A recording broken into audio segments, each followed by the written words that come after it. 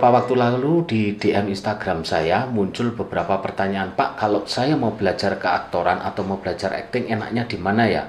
Apakah saya harus kuliah yang memang melulu mempelajari acting, misalnya di jurusan teater, ataukah saya bisa belajar di kelas acting saja? Jadi, keaktoran itu kan mempelajari tentang manusia.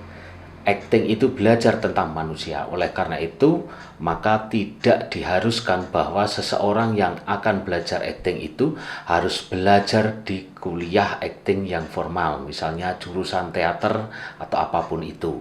Karena begini, ada beberapa faktor eksternal yang biasanya mempengaruhi seseorang untuk kuliah di keaktoran. Contoh soal, biasanya ada orang tua yang tidak setuju seorang anak kuliah di jurusan acting atau jurusan teater karena jurusan acting mau untuk apa? Untuk mata pencarian apa? Bisa cari uang nggak dari situ? Biasanya ada orang tua yang begitu.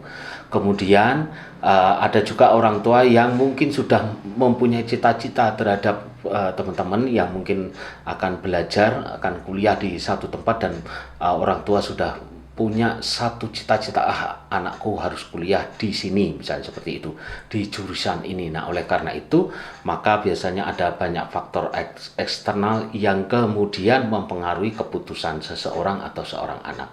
Oleh karena itu, seandainya memang tidak diperbolehkan oleh orang tua atau saudara atau siapapun itu atau pacar gitu ya, ngapain kuliah di jurusan acting gitu atau jurusan teater gitu. Nah, saya mempunyai beberapa alternatif solusinya yang akan saya jabarkan di belakang nanti. Nah, sekarang kita hitung manisnya ya. Hitung saja manisnya. Apakah kemudian misalnya ketika kita boleh kuliah di jurusan teater, kemudian oke, kita kuliah di jurusan teater. Nah, itu akan lancar tuh perjalanannya. Dan apa saja yang dipelajari di dunia di kuliah keaktoran atau kuliah jurusan teater itu banyak sekali tentang pemeranan ya.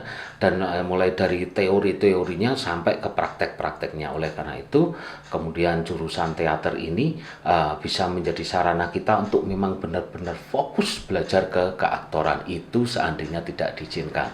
Jadi teman-teman mungkin yang memang kemudian tidak boleh kuliah di jurusan teater misalnya atau jurusan pemeranan semacam itu, kemudian bisa memanfaatkan kelas acting informal ini sebagai sarana untuk belajar acting. Apakah kemudian materinya akan sama dengan keaktoran? Tentu saja jurusan keaktoran atau jurusan teater tentu saja tidak. Karena kemudian biasanya banyak modifikasi yang dilakukan di kelas acting yang ada. Dan ini lebih aplikatif dan biasanya jaraknya tidak terlalu lama gitu ya. Biasanya hanya 3 bulan gitu sudah selesai. Beda dengan jurusan teater yang memerlukan waktu sekian semester gitu, beda. Hanya memang kemudian kalau di jurusan teater sekali lagi kalau memang ingin fokus ke keaktoran bisa masuk di sana dan seandainya diizinkan gitu ya. Kalau tidak diizinkan, teman-teman bisa kuliah di jurusan yang lain dan kemudian sembari ikut kelas acting yang sifatnya informal atau misalnya kursus-kursus pendek ya acting. Itu banyak sekali yang ada, terutama di Jakarta, di Jogja yang saya tahu itu ada beberapa tempat yang bisa menyelenggarakan kelas acting semacam ini. Kalau kemudian misalnya kita akan kuliah di jurusan lain yang itu bukan jurusan teater tapi masih ingin belajar teater, kira-kira di jurusan apa ya yang kira-kira masih ada hubungannya gitu. Nah, seperti yang saya bilang di depan tadi bahwa teater atau pemeranan atau keaktoran itu adalah belajar tentang manusia. Acting itu adalah tentang manusia. Oleh karena itu, teman-teman bisa mengambil jurusan-jurusan yang sifatnya mempelajari manusia. Contoh soal, misalnya Fakultas Psikologi.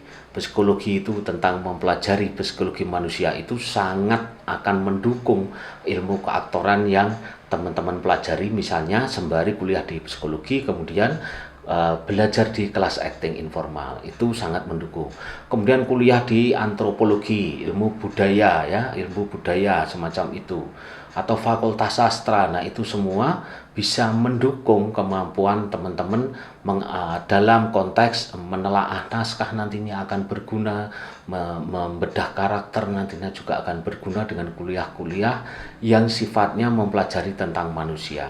Karena mau tidak mau, keaktoran tidak akan lepas dari manusia. Jadi kesimpulannya adalah bahwa kalau memang diizinkan kuliah di jurusan teater atau jurusan yang berhubungan dengan acting, silakan teman-teman fokus di sana. Tapi saran saya, teman-teman harus benar-benar bisa belajar di sana dengan serius. Itu satu. Yang kedua, bisa ikut kelas acting. Tapi kemudian kelas acting ini juga harus ditunjang dengan kuliah yang berhubungan dengan manusia, seperti beberapa jurusan atau fakultas yang sudah saya sebutkan. Itu saja yang bisa saya sampaikan kali ini. Jangan lupa untuk subscribe, like, dan komentar. Oh ya, jangan lupa tekan tombol loncengnya supaya teman-teman mendapatkan notifikasi ketika ada video baru di channel ini.